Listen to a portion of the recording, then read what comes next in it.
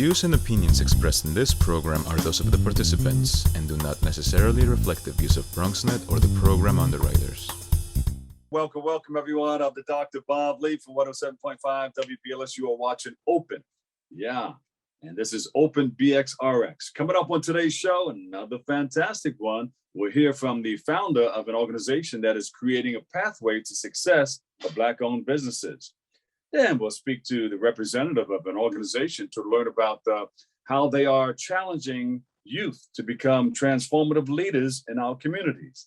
After that, we'll sit down with an accomplished saxophonist to learn about his storied career and take a sneak peek at his latest work. And then Bobby C is in the room with the latest in the world of sports. And then finally, we'll learn about the importance of maintaining healthy habits to combat the latest strain of the COVID virus. Stay tuned. All of this and more is right up your alley. On deck next on Open.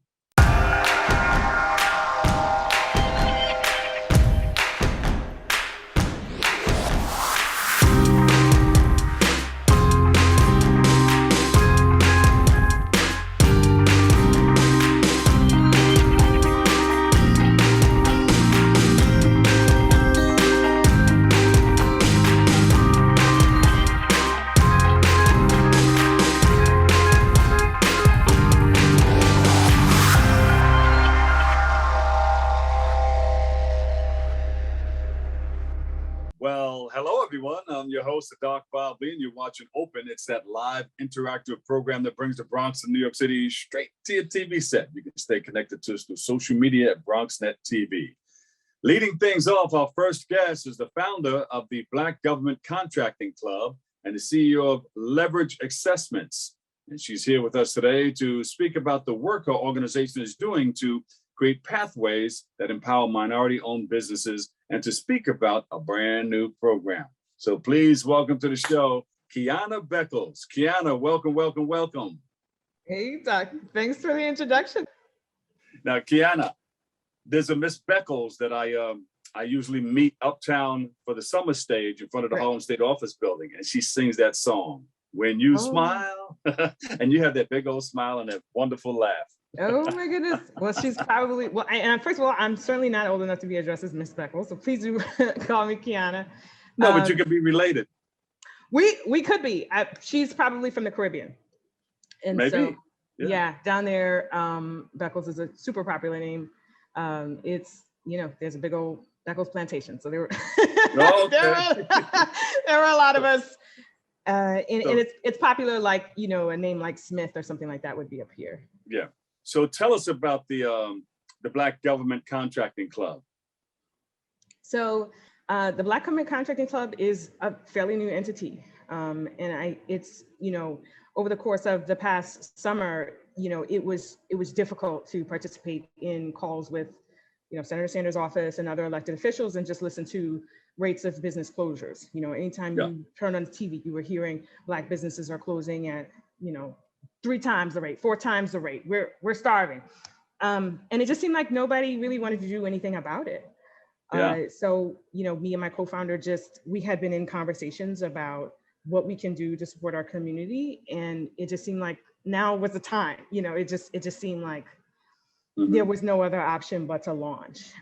We know that companies that engage in government contracting are more sustainable. They're more likely to be able to weather storms like this, like a pandemic. And then that also leads to, generational wealth creation for our community members as well. So the Black Government Contracting you and Club, Terrell Brown, that's your co-founder. Yep. Shout out to Terrell, hey. Now, you guys are creating pathways to empower minority-owned businesses. Talk about that. And I think that what might be referenced there is the Micro Accelerator Program. So we launched the first program in our accelerator series, which is the Micro Accelerator Program that is designed to connect or really have Black businesses be the thought leaders to create solutions for opportunities that will come down from the infrastructure bill. Yeah. How did that come about? I mean, what does the Micro Accelerator Program, how does that work for minority-owned businesses? It can't, and it's not necessarily minority-owned business, it's Black. Yeah. You know, when that term minority was first coined, it only referenced us. We were the minority, but now, especially in the government contracting space, that term minority is very widely used. And so, so that's why we use the term Black.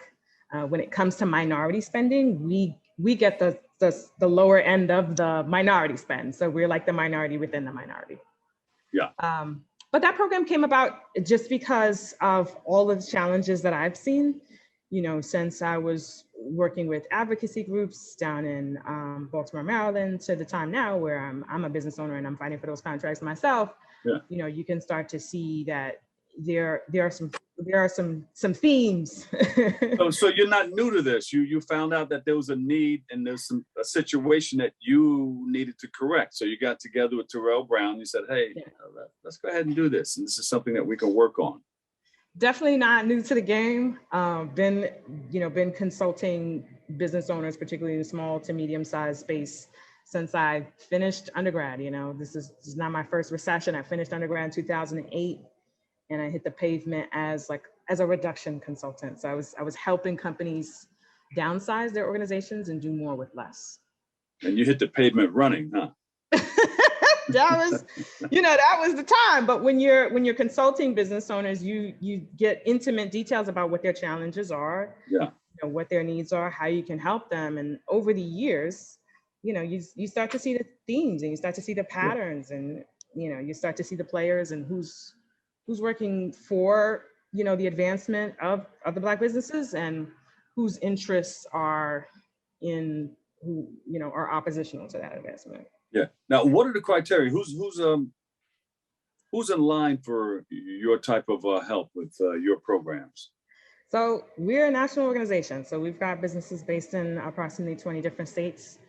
For this Micro Accelerator program, it's a smaller pilot. So we only have New York-based businesses. We just started a couple weeks ago.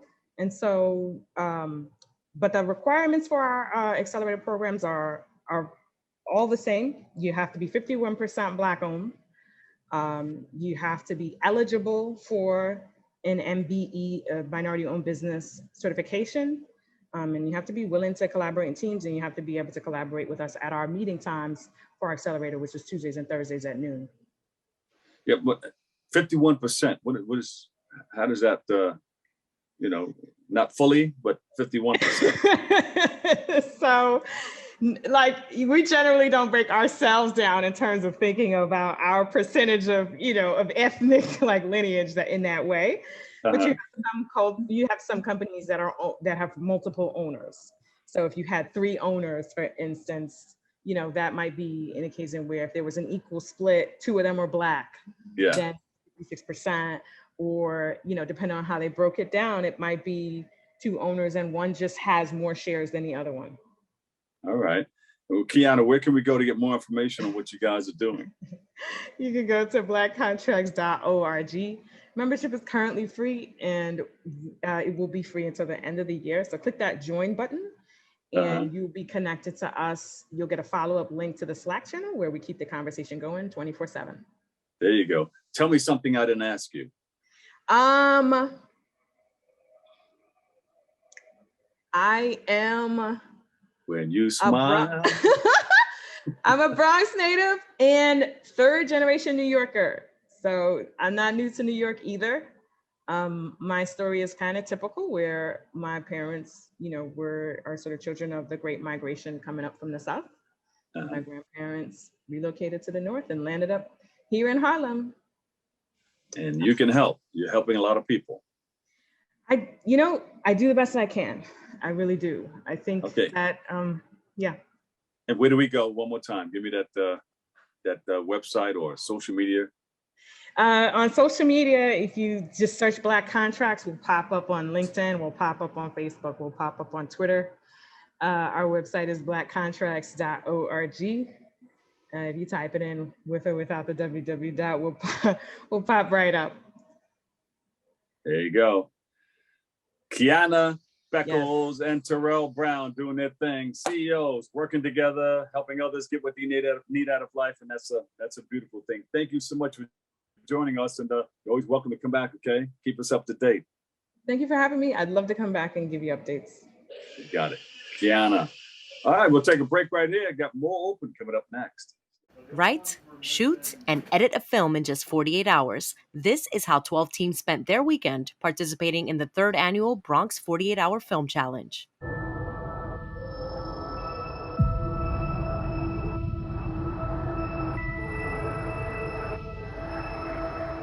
We think the best way to become a filmmaker is to make films and watch films. And what better way to become a filmmaker than right here in your very own community, right here in the Bronx? The free event kicked off at Circle of Dreams in Highbridge and was open to filmmakers of all levels of experience. Team leaders received their rules and guidelines, film genres, and their required Bronx landmarks at random. It was very challenging, and it makes you push yourself to the limit, and you can create beautiful things that you thought you could never do.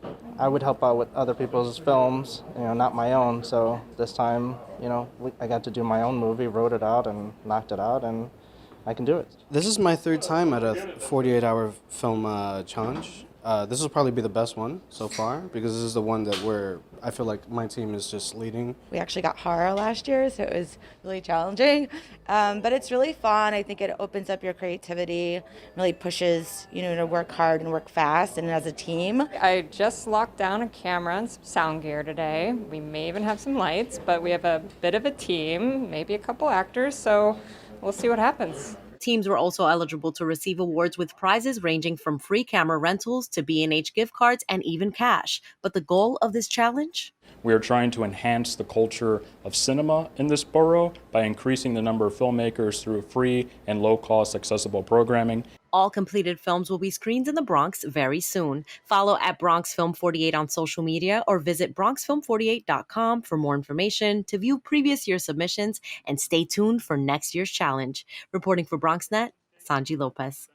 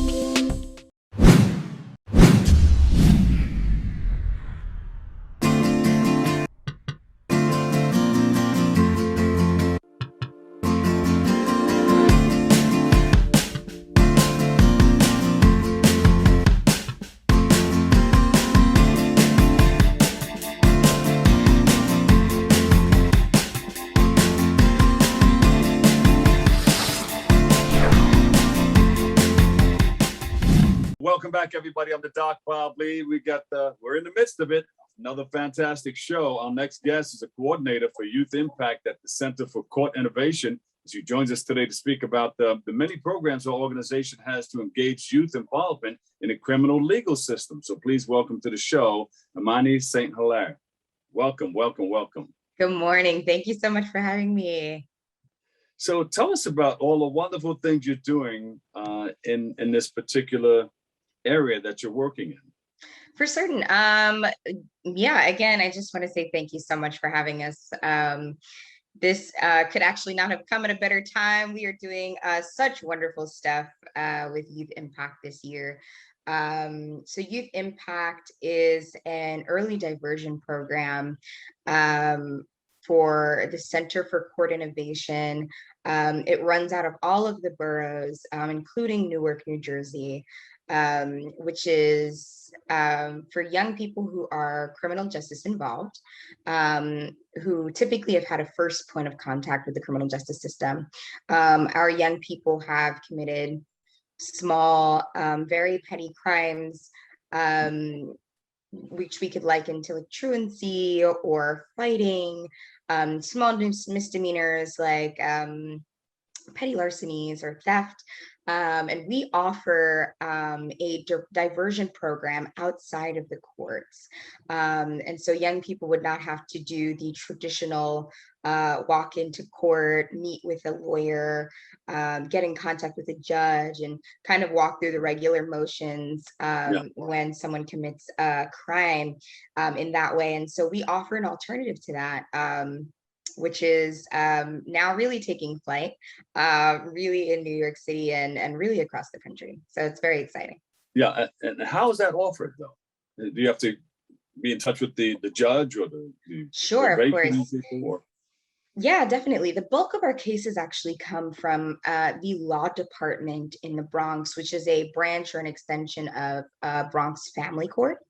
A young person who has a case that is pending in family court, the attorney as well as a representative from the law department will come together and kind of decide whether this case is weighted enough or on track enough to go into the criminal justice system, to really, is it heavy enough to really have an attorney assigned and, a lawyer, and should it really walk through the full process of a court case, or is there an alternative that we can use? Is it as heavy and as weighted as we think it is?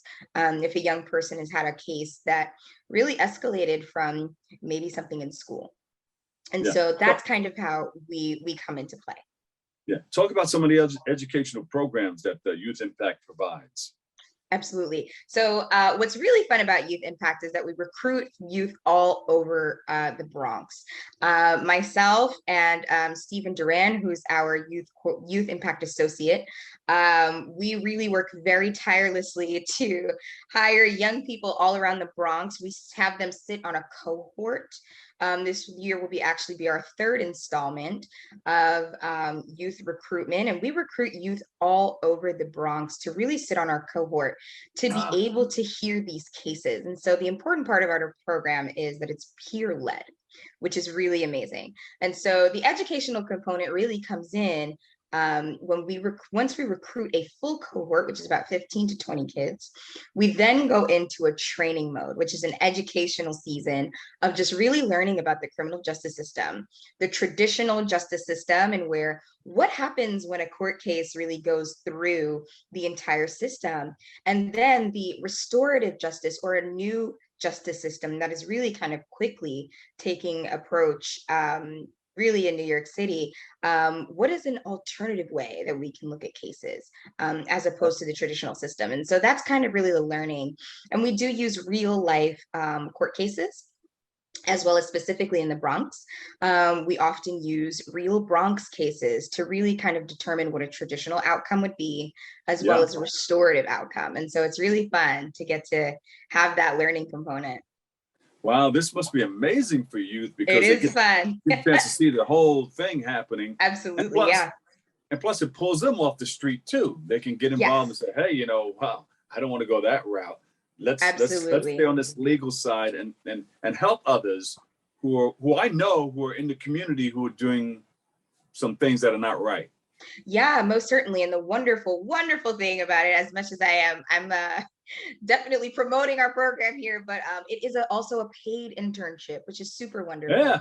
Yeah. We love having to give young people an incentive to even join with us. And so how do we do that better than offer, some kind of learning that's very unique, but also offer them a little bit of cash too. So it's really great. That's great. You can't go wrong with that. And Imani, how long have you been doing this?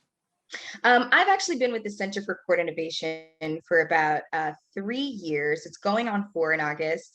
I've been able to work a little bit with Brooklyn in our supervised release program across the country, which was alternative to bail program.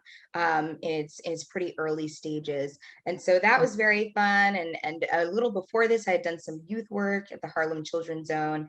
And so this position really kind of merged the two, an alternative to incarceration and alternative to traditional justice, as well as youth work. And so I've been doing this for just about 4 years. Yeah, this is great. Do you have anything coming up that we should know about? Actually, that's a fantastic question. This interview comes at a really fantastic time. We are actually recruiting for our cohort that begins this September. And so our application is live online. It's a very simple Google form where young people can go in and really just apply to be a part of our cohort. We interview all throughout the summer. It's really exciting. This is actually a very exciting time for Youth Impact and our staff. All boroughs are also recruiting during this season. And our stuff can be found on our social media pages, our Twitter page at Bronx Solutions, as well as our Instagram page at Bronx Community Solutions.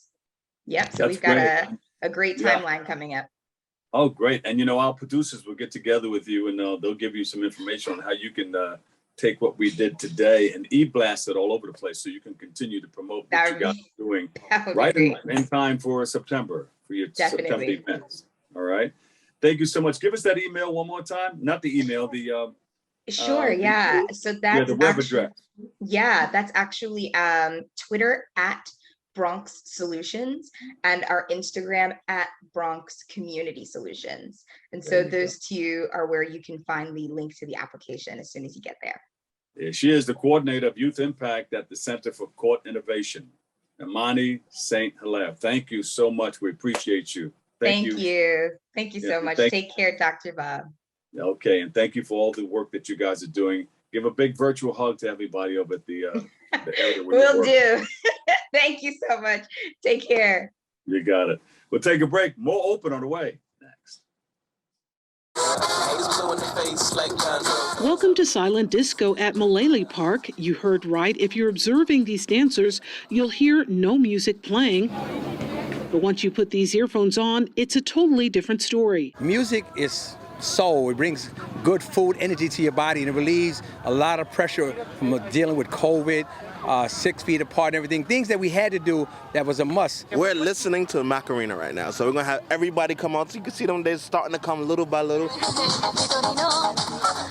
I think we have a lot of pent-up energy that we haven't been able to let out and let loose. Heidi Villanueva, who like so many across the city, have been abiding by the Centers for Disease Control guidelines for over a year now when it comes to COVID-19, is thrilled much of the United States has been given the green light to loosen restrictions. That includes wearing masks in public. Here with her 3 daughters, she's taking advantage of the event sponsored by Councilmember Vanessa Gibson and the New York City Parks Department. This is a great opportunity for people to enjoy themselves and to be able to be socially distanced as well. We're joining with SN Healthcare and VSNY Visiting Nurse Service, and we are having our silent disco. We've had this event before back in 2019 where you're able to listen to music through headphones. We have 3 different DJs, so you sign up. Sign up with several music genres available and at your fingertips. Channel 1 is the DJ, live DJ. Channel 2 is going to be disco and 70s, and Channel 3 is going to be pop. With renewed focus on health and fitness as the pandemic impacted communities like this one,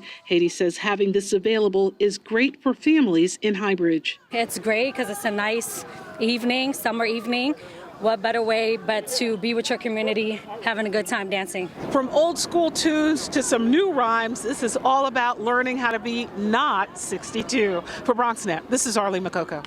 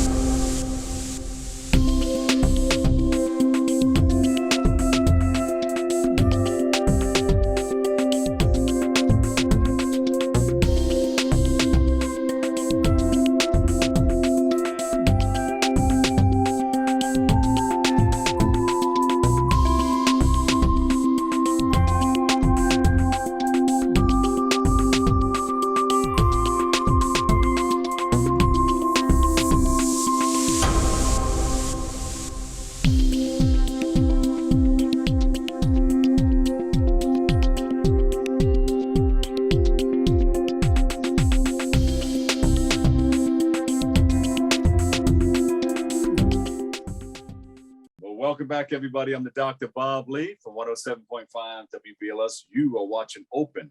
Our next guest is a skilled saxophonist who has mesmerized and captivated audiences all around the world. He was playing at the world famous Apollo Theater too. He joins us today to speak about the music career and to highlight his latest work. So please welcome to the show, James White. James, welcome, welcome, welcome. Thank you, Dr. Bobley. It's a pleasure to be here. James, you're into the saxophone, the woodwinds, huh? That's the closest instrument to the human voice. How did you get involved with that? So I always like telling this story. My mother was taking piano lessons and she bought a piano. So I went over and started tinkling on the piano and come to find out I could play piano. But the real way I got into, that's how I got into music. The way I started playing the clarinet and the saxophone was, I saw the little kids in grade school carrying these little cases. As nerdy as that sounds, that was exciting to me. So I asked my mother, could I, play an instrument? She said, sure. What do you want to play? I said, trumpet. She said, pick something else. Wait a minute. She said, pick something else. So I picked the clarinet and I studied clarinet through classical music. And then my dad bought me a saxophone at around age 15 or 16. And I've been playing ever since.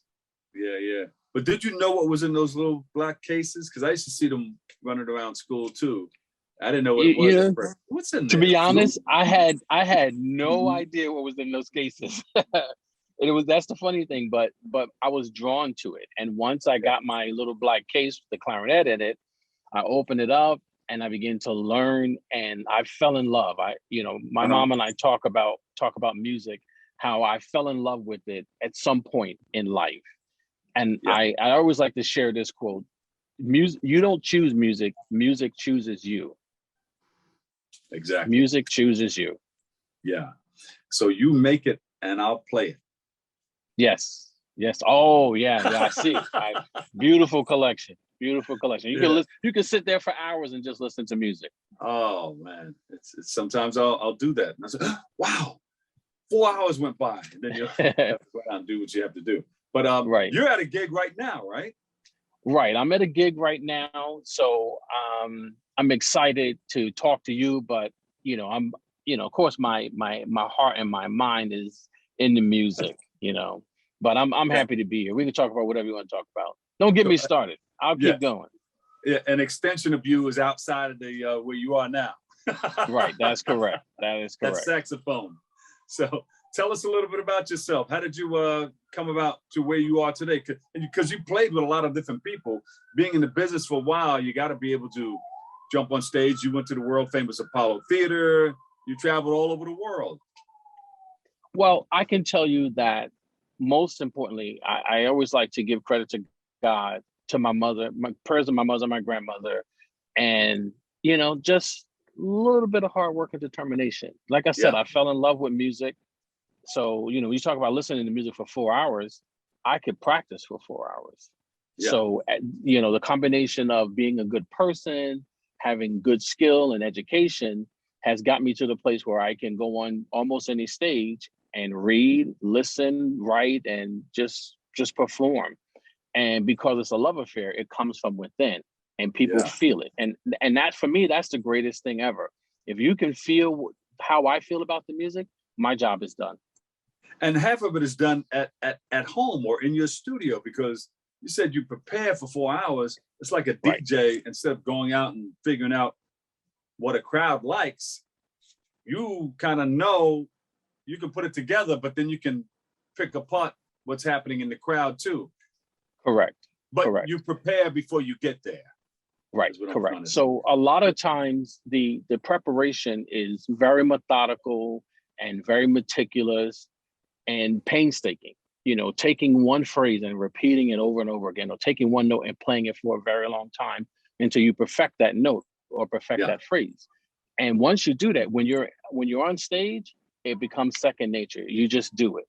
Then there's a quote by, I think it's Charlie Parker, who said, learn the music, learn the instrument, learn your craft, forget about it all and just play. Just play. Just play. Same thing with golf. Don't think too much. Yes. I'm horrible. I'm horrible on the golf course, but I keep trying. That's right. Bad golf and good music. Yes. How was it the first time? I remember my first time in front of a large audience. It was at Bonds International Casino. And I didn't know that was going to be my audience. I pulled up and there was a long line about 2-3 blocks down. I said, oh, where are they going? And I pulled up in front of the place. I said, oh, they're going into the place where I'm going to host. How was it for you the first time experiencing a large audience on stage? It was actually very, of course, the practice and the preparation, all of the methodical and technical stuff, that doesn't prepare you for seeing a lot of people staring at you, looking at you. Yeah. And so my first professional gig was actually playing with the Sacred Heart Cathedral Symphony Orchestra in Newark. So, it was huge. I'm about 15, 16 years old. It was huge. Yeah. And, only thing I remember is just stay in the music, just stay focused.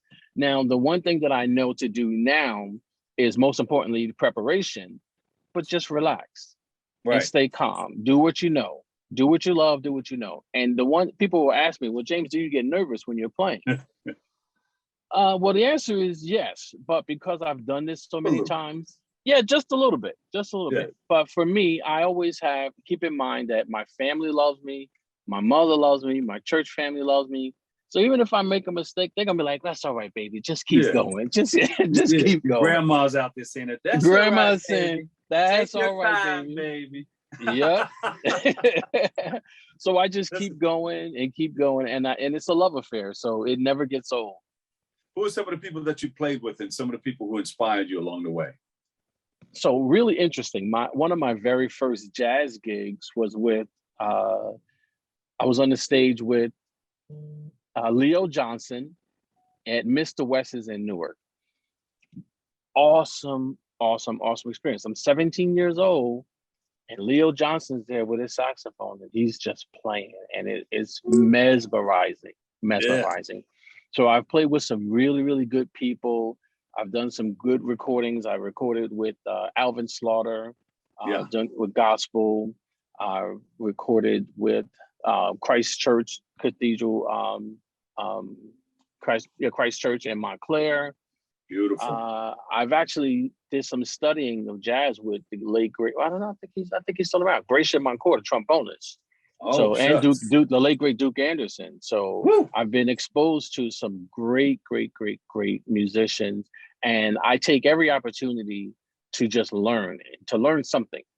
Sometimes I'm in a situation where I'm the one that's teaching, but I'm yet still learning, because if I start saying, someone will ask me, well, how do I develop? I just start going through the basics of the things that you should do.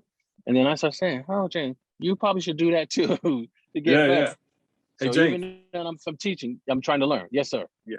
James, I know you probably have something coming out, doing all these things. You have something coming out. When is it coming out? What is it? And where can we go to get it? Because they're going to give me a hard rap. So go ahead.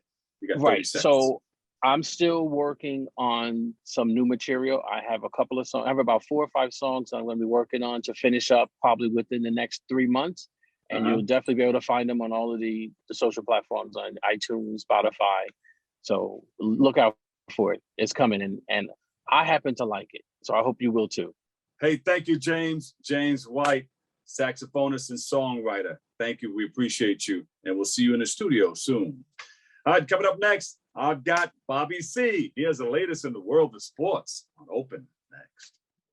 Freestyle and salsa sensation Brenda K. Starr helped to kick off the borough's 2021 Summer Concert Series here at Orchard Beach. I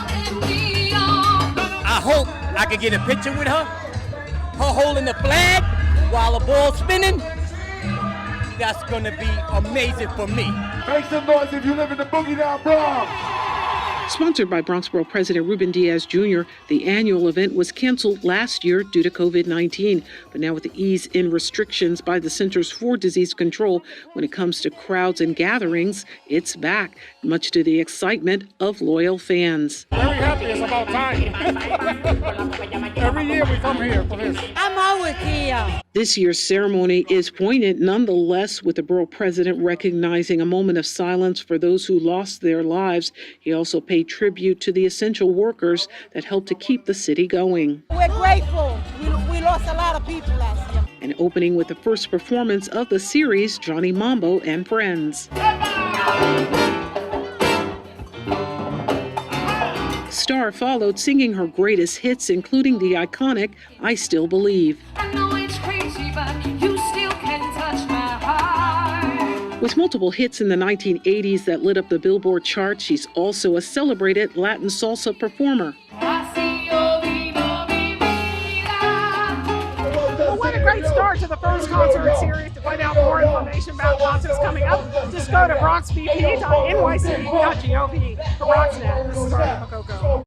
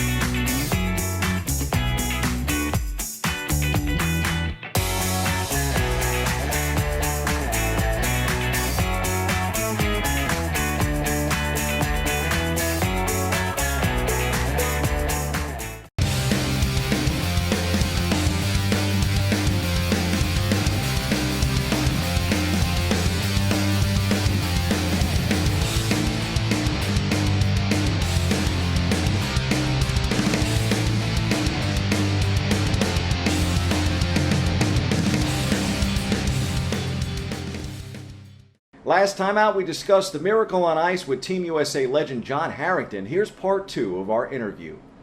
You've been depicted in a couple of films. You mentioned one earlier. Of course, most notably, I think it's Disney's 2004 Miracle. What was it like to see yourself on the big screen in such a big hit movie? That was really exciting. I'll tell you a couple things. I was coaching at St. John's University in Collegeville, Minnesota at the time, and actually had a couple players on my team try out for parts. They had open tryouts, and my captain actually got a final tryout to go to California to try to get in this movie because they wanted hockey players to play the players that were in the movie.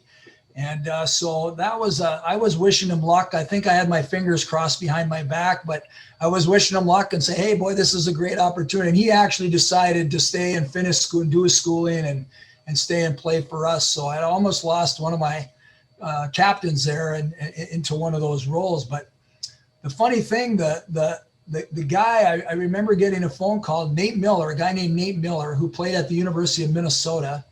He was a captain there, and he called me one day and said, hey, coach, hey, this is Nate Miller. Hey, Nate, how's it going? And I had actually recruited Nate at St. John's University when he was in high school. He ended up going to play junior hockey and then ended up at the University of Minnesota. So I knew Nate, and he goes, hey, I just want to let you know I tried out for this movie Miracle and everything, and I got a part. I'm playing you. And I'm going, wow, Nate, I mean, good. They got a good looking guy. That's a good thing. And he said, can I call you? Can we talk about things? I want to know, what you did, what you wore, this and that. And I'll just remember over the course of the, before the movie and when they were making it, he'd asked me like, who did you listen to? What was the music? I said, well, I was from northern Minnesota up on the Iron Range there. Bob Dylan was from up there. I was a big Bob Dylan fan. And I always remember in the movie when our Conehead line actually came in. They had a thing where we came in to talk to Herb in the movie. And Nate had a Bob Dylan t-shirt on. And I remember at the premiere in Hollywood, when we saw that, he said, you know, I wore that t-shirt because you told me you were a Bob Dylan fan of music right there. So I was fired up about that he had done that. But he did a great job.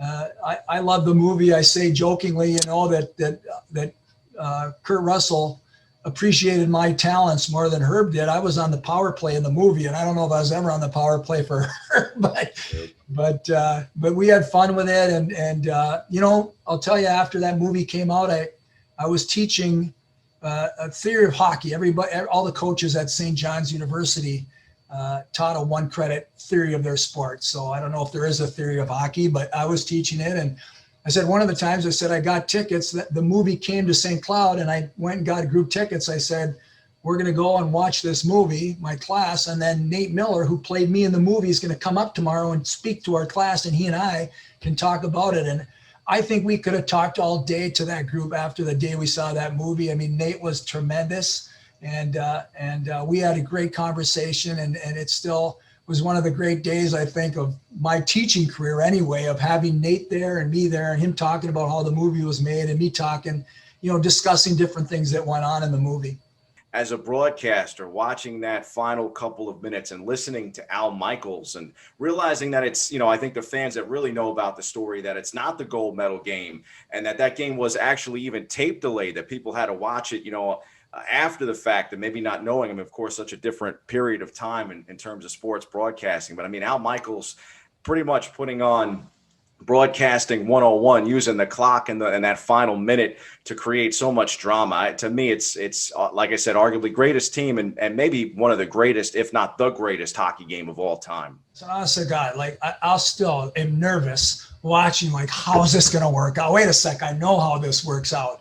But I just remember being in that last 10 minutes, you know, Mike Eruzione scored with 10 minutes left in the game. And I just remember like sitting there and just going, tick, clock, tick, go. But it just didn't seem to be moving. And Herb, you know, exhorting us to just kind of play your game, just keep playing the game, and, you know, not to get in that thing of looking up to see where the clock is, but watching the game and being focused on what we were doing. And I'll tell you, you know, that team certainly had great talent, had unbelievable individual talent, but there was something about it, and it had a lot to do with how Herb coached us, and it had a lot to do with the personality of our players, is that when we got together, that somehow we were better as a group than we were as individual players. I think we cheered for each other.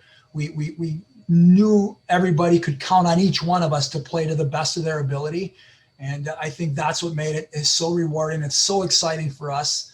And you're right about Al Michaels. I mean, the end of that is as good as it gets in sports broadcasting. And I mean, heck, to be a part of it, I can't say I'm ever speechless about it, but it's something that can make you speechless thinking about it. And, you know, John, as a college coach today, I would definitely be remiss if I didn't ask you more about the late, great Herb Brooks. I mean, you made a little book of Brookisms at the time. You know, what lessons did he teach you that you're still using today in coaching others and kind of passing along things? I mean, I think everybody knows that he was an old time coach, old time philosophy and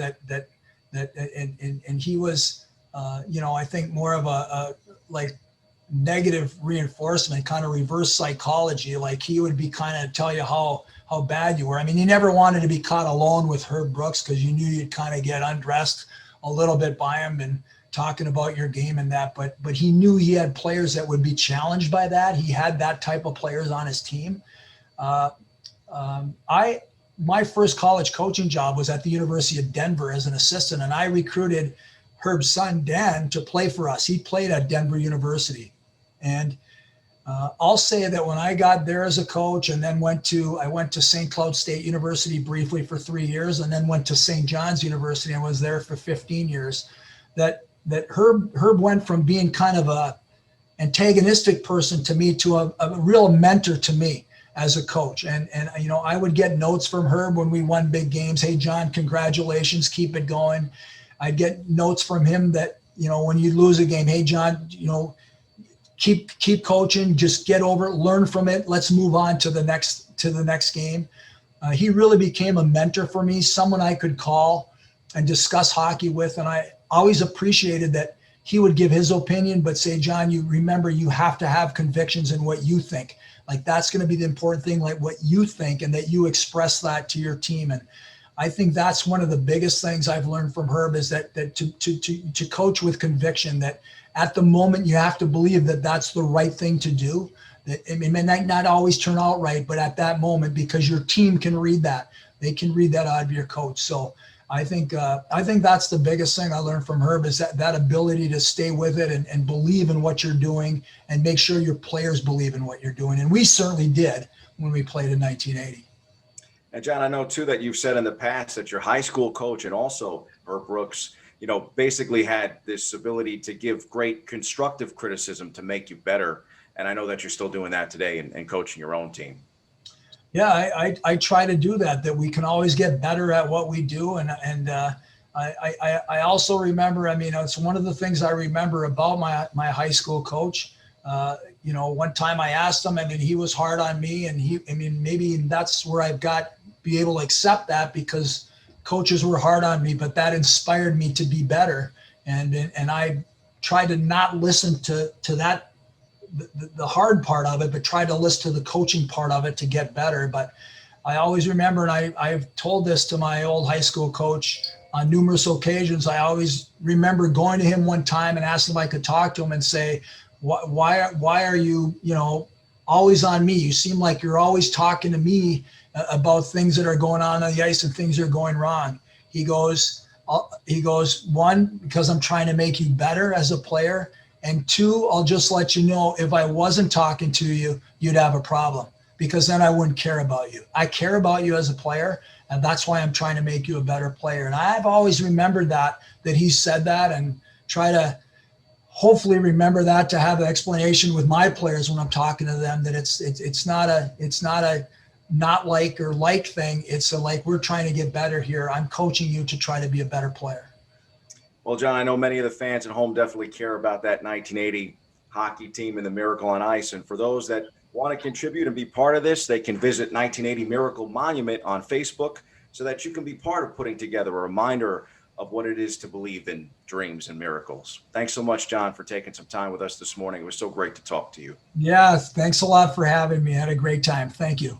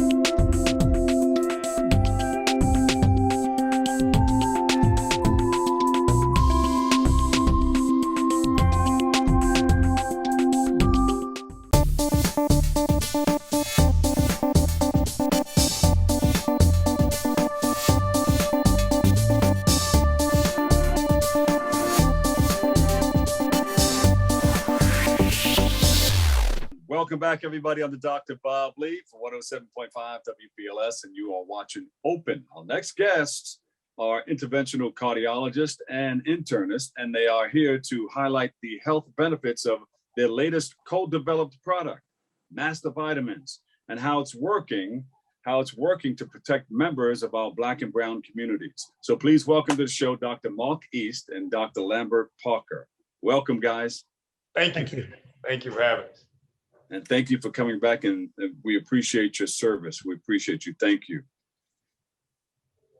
Now, there's a new variant out there that everybody's concerned about. It's all over the news. People are talking about it. But before we get into that, tell us a little bit about Master Vitamins. Titus, did you want to begin? The Master Vitamins is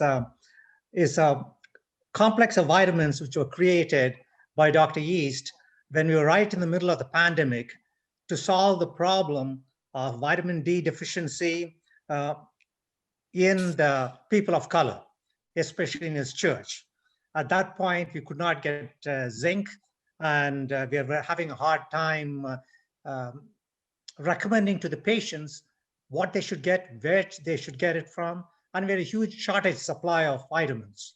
At that point, Dr. East talked to me about what can we do to create a vitamin package which he can give his patients and his church members.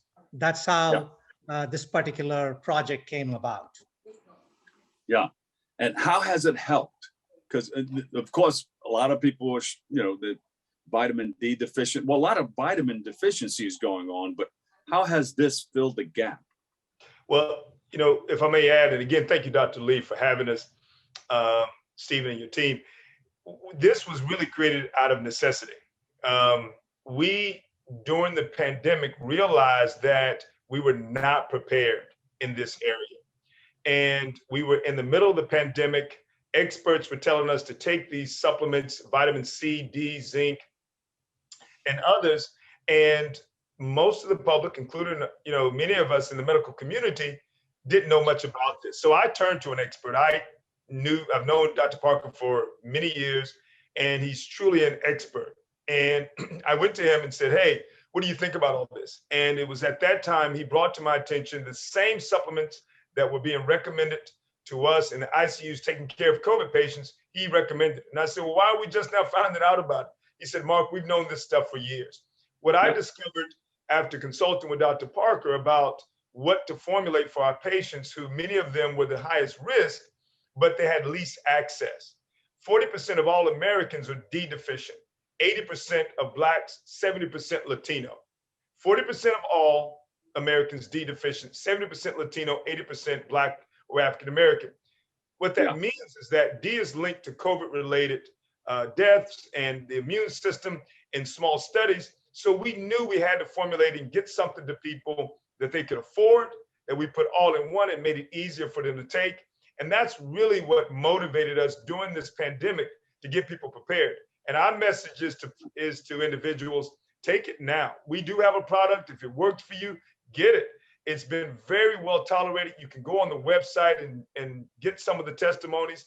We've been very surprised. We've had some really miraculous testimonies, thank God. And people are responding to it very well. Very well tolerated. And Dr. Lambert, this is in addition to the injection, until the the inoculation. Yes, obviously, this is not going to prevent COVID. It's for general health, and if you get to COVID, the ability to survive COVID or get past the symptoms with the least amount of discomfort. Yeah. Well, now they have the Delta variant, and people are talking about it all over the place. You see it on the news. It's more aggressive. You can catch it more readily and easily. But people who've been injected they're taking off their mask and they're acting like everything is normal. And then still a lot of people who did not get the inoculation who are going around without a mask. How can this master vitamin help them in addition to getting the injection? Well, as we learned during the peak of COVID, that these supplements help to balance, build, support your immune system.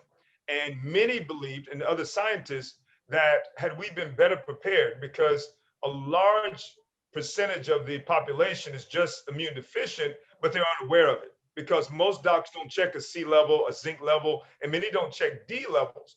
So there are people who are susceptible, they just don't know it. We're trying to get the word out, but sometimes it's not enough just to tell people. You got to have a product that you can put in their hands and that they can afford, and that they're going to take. And that's the benefit of having these key ingredients that Dr. Parker helped us formulate all in one pill. So we're excited to have it. What's happening? We just want people to be as prepared as possible during this time of, persistent high incidence and prevalence of this virus. And it can help it can help Black and brown people too, because of the overall deficiencies. Absolutely, Dr. Lee. That's where the need is the greatest. So if you offer this to everybody, that population statistically is going to benefit the most. So we're trying to get the word out to as many people as possible. Take advantage of this product. It's there for you, it's simple to take, and it's affordable. So what's it going to do? It's not designed to cure, treat, or prevent. It helps your body do its own job. Do what it's designed to do, to resist and fight off viruses and bacteria every day, which it already does. And I think that's the point. That's the point. Vitamin D is going to help you with the immune system, fight against viruses, flus, but it's not ever going to cure it, but it's going to make you healthier. If you're healthier, then when the virus does come to you, you can mount a better defense and you can heal yourself faster. But the COVID virus per se, it depends upon the volume of virus you inhale. And if you inhale it, it is going to attack you. It's just a matter of how you can recover from it. Yeah. So it's better to have like a defense in there to help protect you from all of that. And I like it because you get to like the root of a problem instead of putting a Band-Aid on a topical or using a topical solution. You get to the root of it because of all of these deficiencies that you can recognize before you get there. I appreciate you guys. Thank you for coming on. Where can we go to get more? Mastervitamins.com. Mastervitamins.com. Yes, sir. We appreciate you guys. Thank you so much. There you go. The doctors, natural doctors, I'm going to say also, also including Western medicines. Master Vitamins impact on Black and brown communities. Dr. Mark East, MD, Interventional Cardiologist and President of East Cardiovascular Specialist, and Dr. Lambert Parker, MD, Internist, President of the Integrative Medical Practice. We thank you guys and appreciate you. And that's all the time we have for today's show. But you got to come back. Thank you. All right. Always remember this: what you are is God's gift to you, and what you make of yourself is your gift to God. So thank you so much for all of our BronxNet crew. We appreciate you. Thank you for sharing this space and time, as we will come back and do it again and again and again. And I'll see you on the radio. 107.5 WBLS. I'm the Dr. Bob Lee. Have a great and enjoyable day. Love you all. Peace.